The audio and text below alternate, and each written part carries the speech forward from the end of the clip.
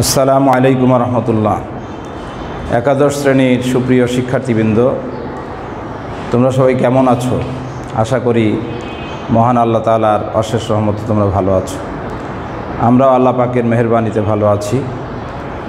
সুপ্রিয় শিক্ষার্থীবৃন্দ, আজকে আমি তোমাদের ইসলাম শিক্ষা প্রথম পত্র থেকে মক্তবের পরিচয়, মক্তবের কার্যাবলী এই সম্পর্কে আলোচনা করব ইনশাআল্লাহ। আমরা গত সপ্তাহে দ্বিতীয় পত্র পড়েছিলাম, তো আজকে আমরা মক্তব এর পরিচয় এবং মক্তবের কার্যাবলী সম্পর্কে আলোচনা করব ইনশাআল্লাহ। তোমরা সবাই জানো যে মহানবী সাল্লাল্লাহু আলাইহি ওয়াসাল্লাম, যিনি বিশ্ব মানবতার মুক্তির দূত, তিনি আরবে প্রেরিত হয়েছিলেন, মক্কা নগরীতে প্রেরিত হয়েছিলেন। ঐতিহাসিকদের মতে তখন আরবে অল্প কিছু সংখ্যক লোক শিক্ষিত ছিল, শিক্ষার কোনো সুব্যবস্থা ছিল না, তারা অন্ধকারের অতল তিমিরে নিমজ্জিত ছিল। এই অবস্থায় আলোর মশাল প্রজ্বলিত করেন মহানবী হযরত মুহাম্মদ সাল্লাল্লাহু আলাইহি ওয়াসাল্লাম। সেই অজ্ঞ মূর্খ মানুষগুলোকে শিক্ষার আলোয় সুশিক্ষিত করে তোলার অগ্রণী ভূমিকায় লিপ্ত হন মহানবী সাল্লাল্লাহু আলাইহি ওয়াসাল্লাম। যারা নানান পাপাচার, অনাচার, ব্যভিচার, বিভিন্ন অন্যায় প্রথায় যারা নিমজ্জিত ছিল, যেখানে সুদ, পতিতাবৃত্তি সহ বিভিন্ন ধরনের অন্যায় কার্যক্রম যেখানে চালু ছিল, এই অবস্থায় মহানবী সাল্লাল্লাহু আলাইহি ওয়াসাল্লাম আলোর মশাল প্রজ্বলন করলেন। শিক্ষাকে ছড়িয়ে দেওয়ার জন্য তিনি কার্যকর ভূমিকা পালন করলেন। তিনি হযরত আরকাম রাদিয়াল্লাহু তাআলা আনহুর বাড়িতে, যেটা সাফা পাহাড়ের পাদদেশে অবস্থিত ছিল, সেই আরকাম রাদিয়াল্লাহু তাআলা আনহুর বাড়িতে তিনি দারুল আরকাম নামে একটা শিক্ষা প্রতিষ্ঠান গড়ে তোলেন। এই দারুল আরকাম হলো মুসলমানদের প্রথম শিক্ষালয়। মুসলমানদের প্রথম শিক্ষালয় হচ্ছে দারুল আরকাম। রাসূল সাল্লাল্লাহু আলাইহি ওয়াসাল্লাম নিজে এই শিক্ষা প্রতিষ্ঠানের শিক্ষক ছিলেন। সেখানে মুসলিম বা যারা নতুন মুসলমান হচ্ছিলেন, তাদেরকে মহানবী সাল্লাল্লাহু আলাইহি ওয়াসাল্লাম স্বয়ং ইসলামের বিভিন্ন বিষয়ে তাদেরকে সেখানে জ্ঞান দান করতেন। মক্তব এর অগ্রযাত্রা এভাবেই শুরু হলো। মহানবী সাল্লাল্লাহু আলাইহি ওয়াসাল্লাম শিক্ষার অগ্রণী ভূমিকা পালন করলেন এবং তিনি শিক্ষাকে বিস্তৃতির লক্ষ্যে একটা প্রতিষ্ঠান গড়ে তুললেন। সুপ্রিয় শিক্ষার্থীবৃন্দ, এরপরে মহানবী সাল্লাল্লাহু আলাইহি ওয়াসাল্লাম যখন মক্কা থেকে মদিনায় হিজরত করলেন, মদিনায় হিজরত করে তিনি মদিনার বারান্দায়, মদিনার মসজিদে নববীর বারান্দায় সুফা নামে একটা প্রতিষ্ঠান গড়ে তুললেন।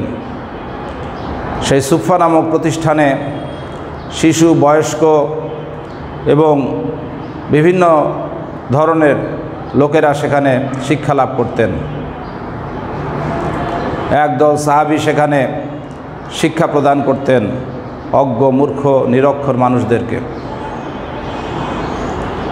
সেখানে ইসলাম সম্পর্কে রিসার্চ করা হতো, গবেষণা করা হতো।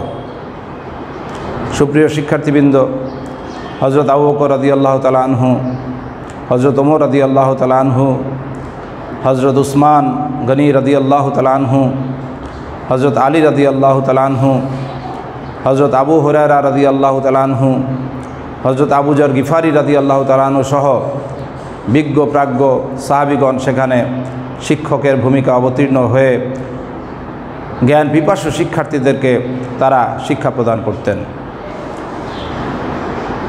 তো সুপ্রিয় শিক্ষার্থীবৃন্দ, আমরা এখন এই মক্তবের পরিচয় সম্পর্কে অবহিত হব। এর সংক্ষিপ্ত ইতিহাস আমি বললাম। এখন মক্তব এটা একটা আরবি শব্দ। মক্তব শব্দের অর্থ হচ্ছে লেখার স্থান বা বিদ্যালয়, কার্যালয়, টেবিল, শিক্ষাকেন্দ্র। এই ধরনের বিভিন্ন অর্থে এই মক্তব শব্দের ব্যবহার রয়েছে। ইসলামী শরীয়তের পরিভাষায় মক্তব বলা হয় সেসব শিক্ষাকেন্দ্রকে যেখানে কোমলমতি শিক্ষার্থীদেরকে ইসলামের প্রাথমিক জ্ঞান দান করা হয়, সেই সকল শিক্ষাকেন্দ্রকেই মক্তব বলা হয়ে থাকে। সাধারণত মসজিদে বা মসজিদের বারান্দায় অথবা গ্রামে উঠানের মধ্যে অথবা কোনো বিরাট গাছতলায় অথবা বৈঠকখানায় এই মক্তবগুলো স্থাপিত হয়। শহরে সাধারণত কোনো বিশেষ ঘরে অথবা মসজিদেই সাধারণত মক্তব স্থাপিত হয়ে থাকে, যেখানে কোমলমতি শিক্ষার্থীরা তাদের বাড়ির আশেপাশে হওয়ার কারণে সেখান থেকে ইসলামের প্রাথমিক জ্ঞান লাভ করার সুযোগ পেয়ে থাকে। তো এই দৃষ্টিতে মক্তবের অনন্য ভূমিকা রয়েছে। সুপ্রিয় শিক্ষার্থীবৃন্দ, আমরা মক্তবের শাব্দিক অর্থ এবং পারিভাষিক অর্থ সম্পর্কে আলোচনা করলাম। এখন আমরা আলোচনা করব মক্তবের কার্যাবলী সম্পর্কে। দেখো,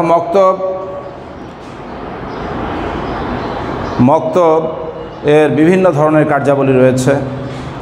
তার মধ্যে প্রধানত সেটা হচ্ছে কোরআন শিক্ষায় মক্তব। কোরআন শিক্ষায় মক্তবের কী ভূমিকা রয়েছে? আমরা জানি যে ইসলামী জ্ঞানের প্রথম উৎসই হচ্ছে আল কোরআন। আল্লাহ রাসূল সাল্লাল্লাহু আলাইহি ওয়াসাল্লাম বিদায় হজের ঐতিহাসিক ভাষণে বলেছিলেন, তারাকতু ফিকুম আমরাইন লান তাদিল্লু মা তামাসসাকতুম বিহিমা কিতাব আল্লাহি ওয়া সুন্নাত রাসূলিহি। আমি তোমাদের কাছে দুটো জিনিস রেখে যাচ্ছি, তোমরা ততক্ষণ পর্যন্ত পথভ্রষ্ট হবে না যতক্ষণ পর্যন্ত সেই দুটো জিনিসকে তোমরা আঁকড়ে ধরবে, আর তা হচ্ছে কিতাব আল্লাহ, আল্লাহর কিতাব অর্থাৎ আল কোরআন, ওয়া সুন্নাত রাসূলিহি এবং তার রাসূলের সুন্নাহ, তার রাসূলের জীবন আদর্শ, তার রাসূলের জীবন চরিত, যেটা আমরা হাদিসের মাধ্যমে অবহিত হতে পারি। অর্থাৎ কোরআন এবং হাদিস রাসূল সাল্লাল্লাহু আলাইহি ওয়াসাল্লাম আমাদের জন্য রেখে গিয়েছেন। তো এখন এই কোরআন হচ্ছে ইসলামী জ্ঞানের প্রথম উৎস, প্রধান উৎস বা মূল উৎস। এই কোরআন শিক্ষায় মক্তবের অনন্য ভূমিকা রয়েছে। আল্লাহ রাসূল সাল্লাল্লাহু আলাইহি ওয়াসাল্লাম একটা হাদিসের মধ্যে বলেছেন, খয়রুকুম মান তাআল্লামাল কুরআনা ওয়া আল্লামাহু। আমি হাদিসটির অংশবিশেষ এখানে লিখেছি। আল্লাহ রাসূল সাল্লাল্লাহু আলাইহি ওয়াসাল্লাম বলেছেন যে খয়রুকুম মান তাআল্লামাল কুরআনা ওয়া আল্লামাহু, তোমাদের মধ্যে সে হচ্ছে উত্তম, তোমাদের মধ্যে সে হচ্ছে ভালো, সবচেয়ে ভালো, মান তাআল্লামাল কুরআনা ওয়া আল্লামাহু, যে ব্যক্তি নিজে কোরআন শিখে এবং অন্যকে শিক্ষা দেয়। তাহলে মক্তবে কিছু সংখ্যক শিক্ষক কি করে? শিক্ষা প্রদান করে থাকে, কোরআন শিক্ষা প্রদান করে থাকে, আর কিছু সংখ্যক শিক্ষার্থী তারা সেখান থেকে কোরআন শিক্ষা লাভ করে থাকে। আল্লাহ রাসূল সাল্লাল্লাহু আলাইহি ওয়াসাল্লাম বলেছেন, খয়রুকুম মান তাআল্লামাল কুরআনা ওয়া আল্লামাহু, তোমাদের মধ্যে সে অধিক উত্তম যে নিজে কোরআন শিখে এবং অন্যকে শিক্ষা দেয়। তাহলে মক্তব থেকে এই কোরআন শিখা এবং শিখানোর একটা অবারিত সুযোগ সৃষ্টি হয়। তো সুপ্রিয় শিক্ষার্থীবৃন্দ, মক্তবে কোরআন শিক্ষার ক্ষেত্রে যে বিষয়গুলো আমরা দেখতে পাচ্ছি সেটা হচ্ছে অক্ষর জ্ঞান দান। কোরআনের অক্ষর সহ অন্যান্য ভাষার, বিশেষত মাতৃভাষার অক্ষর জ্ঞান সেখানে প্রদান করা হয়।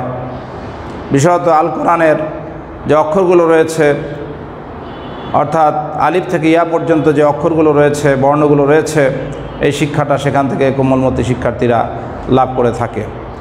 অক্ষরই যদি না শিখে তাহলে কোরআন কিভাবে পড়বে, কোরআন মাজিদ কিভাবে অধ্যয়ন করবে?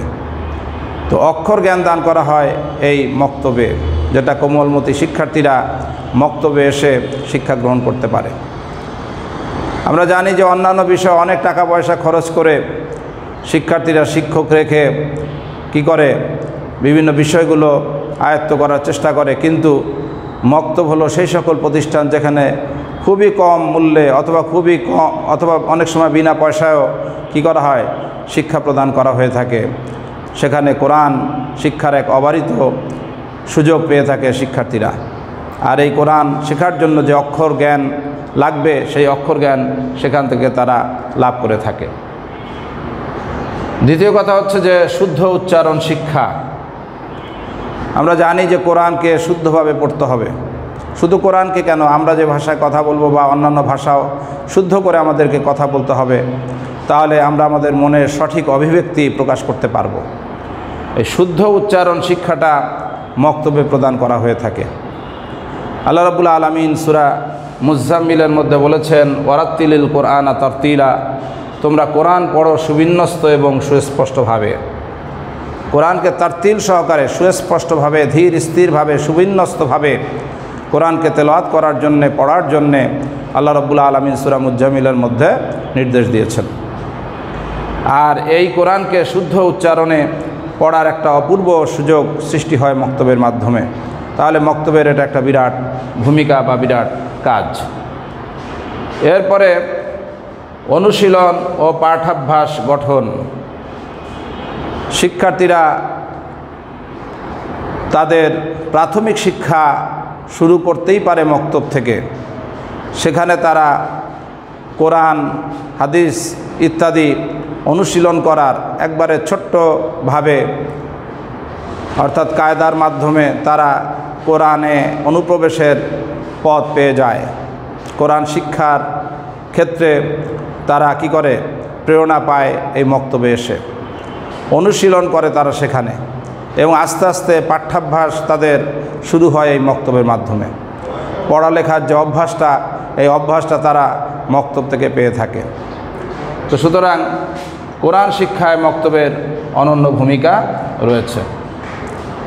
এরপরে আমরা 2 নম্বরে আলোচনা করব হাদিস শিক্ষায় মক্তব। আমরা জানি যে আল কোরআনের পরে হচ্ছে আল হাদিসের স্থান। একটু আগে আমি যে হাদিসটা বলেছিলাম যে তারাকতু ফীকুম আমরাইন লান তাদিল্লু মা তামাসসাকতুম বিহিমা কিতাবাল্লাহি ওয়া সুন্নাত রাসূলিহি, আমি তোমাদের কাছে 2টো জিনিস রেখে যাচ্ছি, তোমরা ততক্ষণ পর্যন্ত পথভ্রষ্ট হবে না যতক্ষণ পর্যন্ত সে 2টো জিনিসকে তোমরা আঁকড়ে ধরবে। আর তা হচ্ছে আল্লাহর কিতাব অর্থাৎ আল কোরআন এবং তার রাসূলের সুন্নাহ অর্থাৎ আল হাদিস। আল হাদিসের মাধ্যমে রাসূল সাল্লাল্লাহু আলাইহি ওয়াসাল্লামের বিভিন্ন কাজ কর্মগুলো, রাসূল সাল্লাল্লাহু আলাইহি ওয়াসাল্লামের বিভিন্ন অনুমোদনগুলো, রাসূল সাল্লাল্লাহু আলাইহি ওয়াসাল্লামের বিভিন্ন কথাগুলো, বাণীগুলো আমরা অবহিত হতে পারি। তো এই হাদিস শিক্ষায় কি রয়েছে, মক্তবের অনন্য ভূমিকা রয়েছে। কোমলমতি শিক্ষার্থীদেরকে মক্তবে বিভিন্ন গুরুত্বপূর্ণ বিষয়, ছোট ছোট হাদিসগুলোকে শিক্ষা দেওয়া হয়।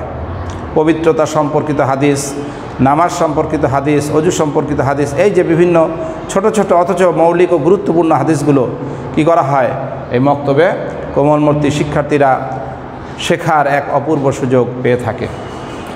আর আমরা জানি যে হাদিস হচ্ছে ইসলামী জ্ঞান ও শরীয়তের দ্বিতীয় উৎস। কোরআনের পরে হচ্ছে হাদিস, এবং এই হাদিস হচ্ছে আল কোরআনেরই ব্যাখ্যা। তো সুপ্রিয় শিক্ষার্থীবৃন্দ, এরপরে ইসলামের মৌলিক জ্ঞানদানে মক্তবের অনন্য ভূমিকা রয়েছে। যেমন ঈমান শিক্ষা। ঈমান মানে হচ্ছে কি, ঈমান শব্দের অর্থ হচ্ছে বিশ্বাস। ইসলামের মৌলিক বিষয়গুলোকে অন্তরে বিশ্বাস করা, মুখে স্বীকার করা এবং অঙ্গ প্রত্যঙ্গের মাধ্যমে সেটাকে বাস্তবায়ন করার নামই হচ্ছে ঈমান। আমরা জানি যে আল্লাহর প্রতি বিশ্বাস, নবী রাসূলের বিশ্বাস, আসমানি কিতাবে বিশ্বাস, আখিরাতে বিশ্বাস, তাকদীরে বিশ্বাস, মৃত্যুর পরবর্তী জীবনের প্রতি বিশ্বাস, তারপরে ভাগ্যের প্রতি বিশ্বাস, এই যে মৌলিক যে বিষয়গুলো রয়েছে, এই মৌলিক বিষয়গুলোর শিক্ষা কিন্তু কোমলমতি শিক্ষার্থীরা এই মক্তব থেকে পেয়ে থাকে। তাহলে ঈমান শিক্ষা লাভ করে থাকে কোত্থেকে? মক্তব থেকে। এরপরে প্রাথমিক শিক্ষা। মক্তব থেকে কোমলমতি শিক্ষার্থীরা প্রাথমিক শিক্ষা লাভ করে থাকে। কেন? যেহেতু মক্তবগুলো সাধারণত বাড়ির কাছেই স্থাপিত হয়ে থাকে, কোমলমতি শিক্ষার্থীদের অনেক দূরে যেতে হয় না, বাড়ির কাছাকাছি মসজিদে তারা এই মক্তবে এসে প্রাথমিক বিষয়গুলো সম্পর্কে অবহিত হতে পারে। এরপরে আমরা যে পয়েন্টটা নিয়ে আলোচনা করব, 4 নম্বর পয়েন্ট, সেটা হচ্ছে গণশিক্ষা এবং বয়স্ক শিক্ষা ভূমিকা। দেখো, মক্তবগুলো শুধু বাচ্চাদের জন্যই নয়, এখানে গণশিক্ষা কার্যক্রমও পরিচালিত হতে পারে। আবার এখানে বয়স্ক শিক্ষা এর কার্যক্রমও পরিচালিত হতে পারে। অনেক বয়স্ক লোক আছে যারা তাদের শিশুকালে, যৌবনকালে, তরুণ অবস্থায় তারা শেখার সুযোগ পায়নি, শেখার সুযোগ থেকে তারা বঞ্চিত হয়েছে। সেটা নিজের দোষে হোক বা যে কোনো কারণে, যে কোনো প্রতিকূল পরিবেশের কারণে হোক, তারা শিক্ষার আলো থেকে বঞ্চিত হয়েছে। তো এই কারণে জাতিকে অভিশাপ মুক্ত করার জন্য, এই শিক্ষার আলোয় আলোকিত করার জন্য মক্তবে কিন্তু বয়স্কদের শিক্ষার ব্যবস্থা করা যায়। কারণ বিশেষত শহরে কিন্তু বেশিরভাগ জায়গায়, গ্রামেও রয়েছে, বেশিরভাগ মক্তবগুলোই সাধারণত স্থাপিত হয় কোথায়? মসজিদে। আর মসজিদে কিন্তু 5 ওয়াক্ত নামাজের পরে মসজিদটা সাধারণত ওইভাবেই থাকে, সেখানে অন্য কার্যক্রম খুব একটা পরিচালিত হয় না। এমনি ওয়াজ মাহফিল যখন হয় ওইটা ভিন্ন কথা, আর ওইটা তো সব সময় হয় না। তাহলে এই যে বাকি সময়টুকু মসজিদ এইভাবেই থাকে, তখন কিন্তু ইচ্ছা করলে রাত্রে এশার নামাজের পরে অথবা ফজরের নামাজের পরে অথবা যে কোনো উপযুক্ত সময়ে বয়স্করা যারা শিক্ষার আলো থেকে বঞ্চিত হয়েছে তাদেরকে কিন্তু এই মক্তবে কি করা যেতে পারে? শিক্ষার ব্যবস্থা করা যেতে পারে। অন্ধকারের মানে শিক্ষার আলো থেকে বঞ্চিত এই মানুষগুলোকে অন্ধকারের জীবন থেকে আলোর জীবনে আনা সম্ভব মক্তবের মাধ্যমে। তো সুপ্রিয় শিক্ষার্থীবৃন্দ, আমরা এভাবে এই মক্তবের কার্যাবলী সম্পর্কে আলোচনা চালিয়ে যাব। সুপ্রিয় শিক্ষার্থীবৃন্দ, আমরা মক্তবের কার্যাবলী সম্পর্কে আলোচনা করছিলাম। তো ইসলামের রীতিনীতি শিক্ষাদানে মক্তব, এক্ষেত্রেও ইসলামের এই যে মক্তব যেটা, এখানে যথেষ্ট ভূমিকা রয়েছে।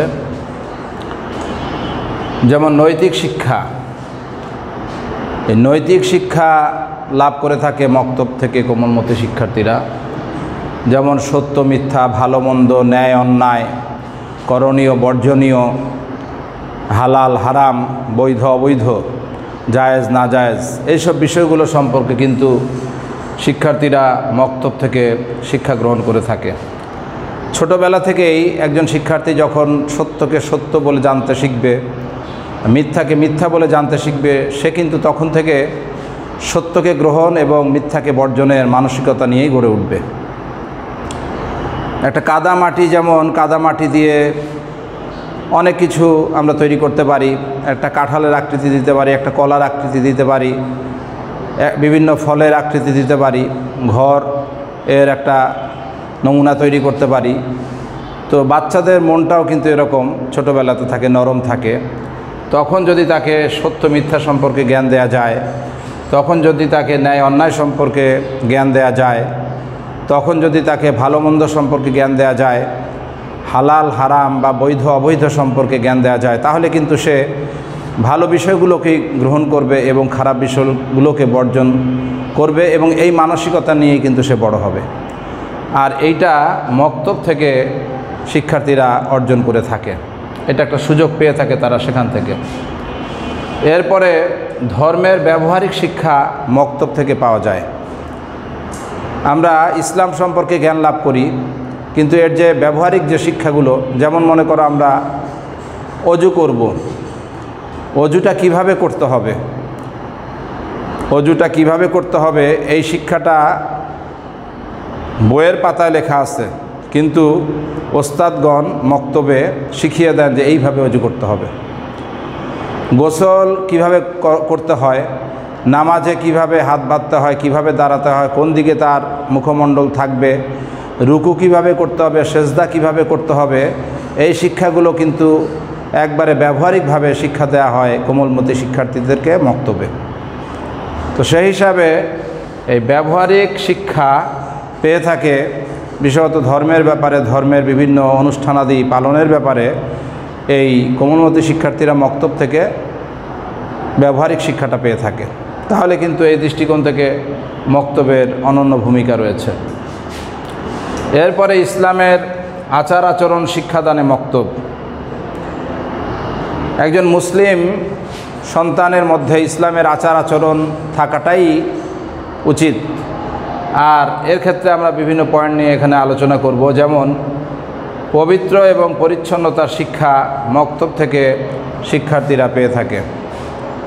পবিত্রতার শিক্ষা প্রদান করা হয়, পরিচ্ছন্নতার শিক্ষা মক্তবে প্রদান করা হয়। দেখো আমরা যে নামাজ পড়ি, এই নামাজে কিন্তু 3 ধরনের পবিত্রতা ফরজ, তাই না?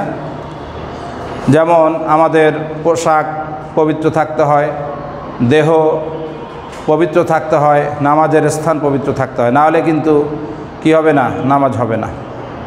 তাহলে এই পবিত্রতার শিক্ষা কিন্তু মক্তব থেকে কোমলমতি শিক্ষার্থীদেরকে দেয়া হয়।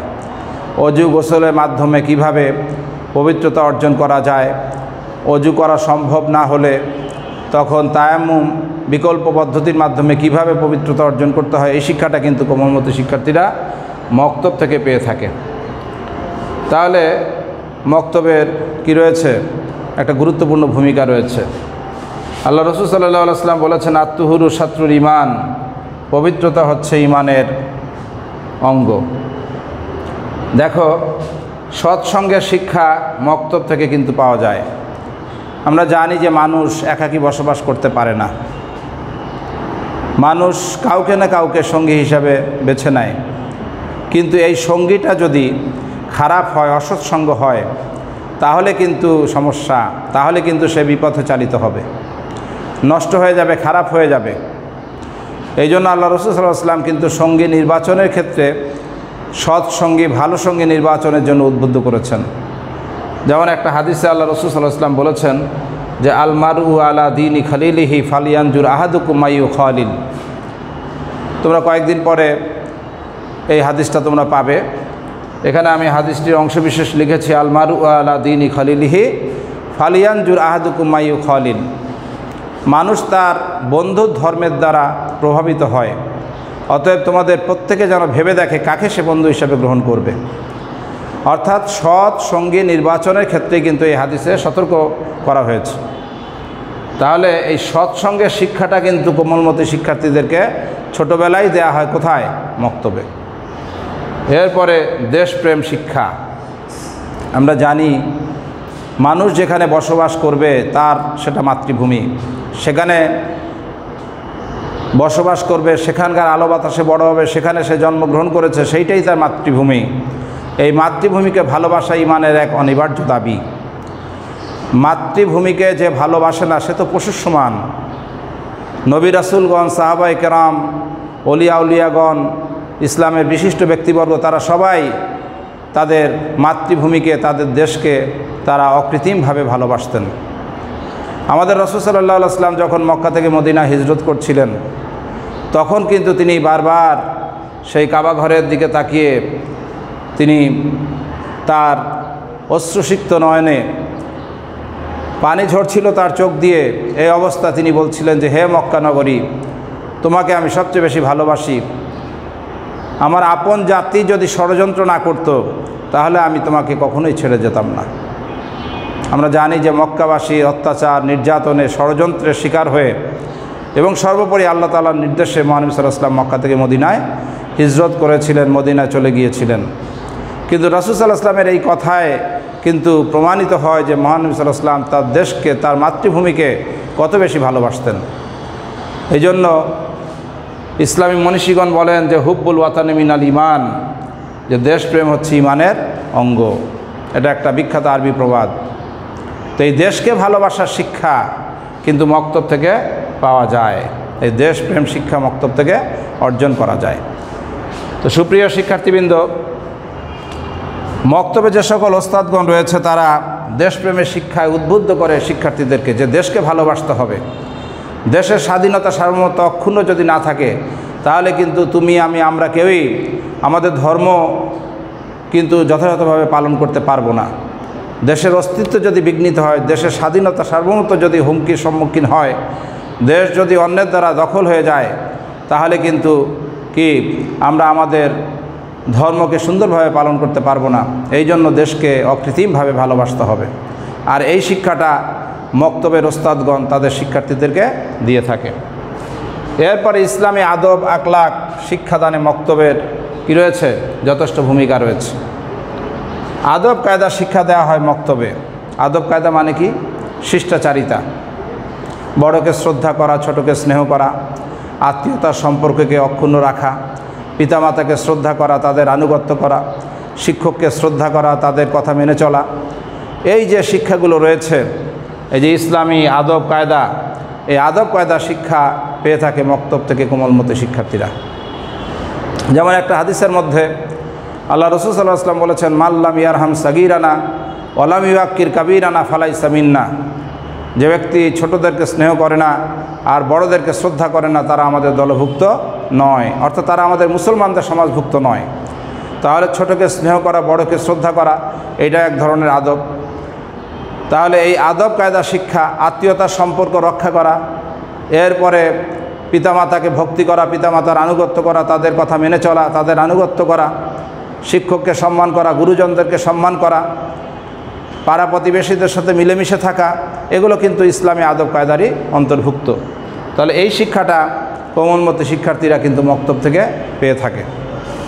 এরপরে ভালোবাসা শিক্ষা। আমরা জানি যে মানুষ হচ্ছে সৃষ্টির সেরা জীব, আশরাফুল মাখলুকাত। এই মানুষ একে অপরকে ভালোবাসবে। একজন মানুষ অন্য মানুষকে নির্যাতন করবে না, একজন মানুষ অন্য মানুষের নির্যাতনের কারণ হবে না, অবিচারের কারণ হবে না, বরং মানুষের সাথে মানুষের সখ্যতা, হৃদ্যতা, ভালোবাসা এটা থাকবে। ইসলাম এই শিক্ষাই আমাদেরকে দেয়। যেমন একটা হাদিসের মধ্যে আল্লাহ রাসূল সাল্লাল্লাহু আলাইহি ওয়াসাল্লাম বলেছেন, আল মুসলিমু মান সালিম আল মুসলিমুনা মিন লিসানি ওয়া ইয়াদিহি, সেই হচ্ছে প্রকৃত মুসলমান যার জিহবা এবং হাত থেকে অন্য মুসলমানরা নিরাপদ। অর্থাৎ একজন মুসলমান অন্য মুসলমানের প্রতি, অন্য মানুষের প্রতি নির্যাতন করতে পারবে না, সেটা তার হাত দিয়ে হোক, সেটা তার কথা দিয়ে হোক, সেটা তার কর্কশ ভাষার মাধ্যমে হোক, সেটা তার শক্তিমত্তা প্রদর্শনের মাধ্যমে হোক, একজন মুসলমান নির্যাতনকারী হতে পারে না। তাহলে এই ভালোবাসার শিক্ষাটা কিন্তু ইসলাম আমাদেরকে দিয়েছে। আর মক্তব থেকে কোমলমতি শিক্ষার্থীরা এই ভালোবাসার শিক্ষা পেয়ে থাকে। কিভাবে সমাজে মানুষের সাথে মানুষের কি সখ্যতা গড়ে উঠবে, কিভাবে বিভিন্ন ধর্মাবলম্বীদের সাথেও মিলেমিশে চলতে হবে, ইসলাম কিন্তু আমাদেরকে এই সুমহান শিক্ষা দিয়েছে। মক্তব থেকে শিক্ষার্থীরা এই সুন্দরভাবে সহাবস্থানের শিক্ষা, ভালোবাসার শিক্ষা পেয়ে থাকে। এরপরে সালামের প্রচলন শিক্ষা। আমরা জানি যে একজন মুসলমান অন্য মুসলমানকে দেখলে কি করবে? সালাম দিবে। যেমন একটা হাদিসের মধ্যে রয়েছে, আসসালামু কাবলাল কালাম, কথা বলার আগে তোমরা সালাম দাও। কথা বলার আগে সালাম হবে, আগে কথা শুরু করার আগে কি হবে? সালাম হবে, শান্তি কামনা হবে। রাসূল সাল্লাল্লাহু আলাইহি ওয়াসাল্লাম একদিন একদল বাচ্চাদের সামনে দিয়ে যাচ্ছিলেন, তিনি তাদেরকে সালাম প্রদান করলেন। আল্লাহর রসুলের জীবনের বিভিন্ন দিকগুলোই তো হাদিসে আমরা পাই। যেমন একটা হাদিসের মধ্যে বলা হয়েছে, মাররা আলা গিলবানি ফাসাল্লামা আলাইহিম, রাসূল সাল্লাল্লাহু আলাইহি ওয়াসাল্লাম একদল বালকদের মধ্য দিয়ে সামনে দিয়ে যাচ্ছিলেন, তখন তিনি তাদেরকে সালাম প্রদান করলেন। হাদিসে বলা হয়েছে যে ছোট বড়কে সালাম প্রদান করবে, ছোট দল বড় দলকে সালাম প্রদান করবে, আরোহী ব্যক্তি পদাতিককে সালাম প্রদান করবে। আল্লাহ রসুল অন্য একটা হাদিসের মধ্যে বলেছেন যে তোমরা সালামের প্রচলন করো। এই যে সালাম, একে অপরের শান্তি কামনা। আমরা কি বলে থাকি সালামে? আসসালামু আলাইকুম ওয়া রাহমাতুল্লাহ, তোমার প্রতি আল্লাহর শান্তি এবং আল্লাহর রহমত বর্ষিত হোক। কত সুন্দর একটা দোয়া। দেখো, একজন আরেকজনের সাথে যখন দেখা সাক্ষাৎ হবে, এই যে সুন্দর অভিবাদন, এই যে সুন্দর একটা দোয়া কামনা দিয়ে তাদের পারস্পরিক কথাবার্তা শুরু হয়, তাহলে ওখানে তো অশান্তি থাকতে পারে না। তো সুপ্রিয় শিক্ষার্থীবৃন্দ, এই সালামের প্রচলন কি শিক্ষা কিন্তু মক্তব থেকে শিক্ষার্থীরা পেয়ে থাকে। অর্থাৎ ওরা যখন মক্তবে আসে তখন সালাম দিয়ে তারা ঢোকে। মক্তবে ওস্তাদ থাকুক অথবা অন্য শিক্ষার্থীরা থাকুক, তাদেরকে সালাম প্রদান করে ঢোকে। আবার মক্তবের কার্যক্রম শেষে যখন তারা বাড়ি ফিরে যায়, তখন কিন্তু তারা ওস্তাদ এবং অন্য তাদের সহপাঠীদেরকে সালাম দিয়ে তারা বাড়ি ফিরতে থাকে। এই যে সালামের শিক্ষাটা কিন্তু মক্তব থেকে পাওয়া যায়। তাহলে সুপ্রিয় শিক্ষার্থীবৃন্দ, আজকে আমরা আর আমাদের আলোচনাকে দীর্ঘায়িত করব না। এখানে আমরা মক্তবের পরিচয় সম্পর্কে জেনেছি এবং মক্তবের কার্যাবলী সম্পর্কে বিভিন্ন গুরুত্বপূর্ণ দিক নিয়ে আলোচনা করেছি। আমি আগেই বলেছি যে মক্তব হচ্ছে সেই প্রতিষ্ঠান যেখানে প্রাথমিক শিক্ষা দান করা হয় ইসলামের মৌলিক বিষয়ে। কাদেরকে? কোমলমতি শিক্ষার্থীদেরকে। আর কোমলমতি শিক্ষার্থীদের মনগুলো থাকে খুবই নরম।